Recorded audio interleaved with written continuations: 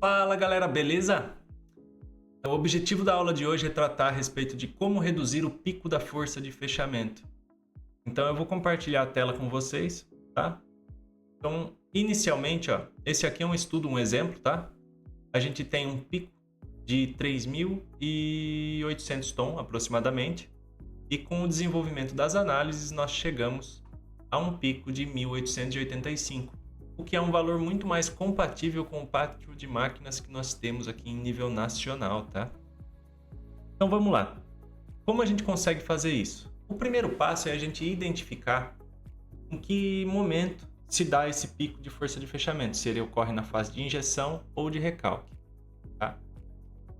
Quando a gente tem esse fenômeno na fase do recalque, nós temos alguns recursos como reduzir a pressão de recalque, tá? É um fator que influencia aí muito a força de fechamento, é a nossa pressão de recalque. Porém, ao fazer isso, a gente acaba comprometendo as questões estéticas e dimensionais do nosso produto. É natural, tá? É um cobertor curto, você cobre um lado e descobre outro. Vamos supor que ele ocorra na fase de injeção. Ocorrendo na fase de injeção, nós temos que tomar muito cuidado com relação a distribuição dos bicos na cavidade.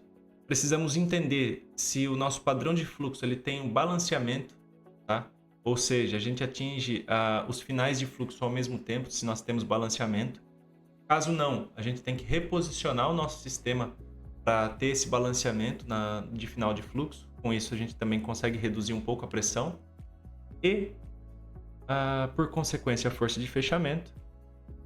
Outro ponto importantíssimo para ser avaliado, quando a gente tem um sistema de bicos valvulados sequenciais, nós podemos fazer abertura e fechamento por contribuição. Então, vamos supor um sistema de varredura de 3 bicos. O bico B1 ele vai partir aberto, vai varrer. Ao chegar no B2, quando o bico B2 abre, o B1 fecha, o B2 continua a sua contribuição. Quando ele chega no B3, o B2 fecha e aí a gente termina com o B3. É uma forma também de reduzir a pressão na cavidade e também, por consequência, a força de fechamento. Outro formato é a gente ter o aumento da espessura predominante do nosso produto.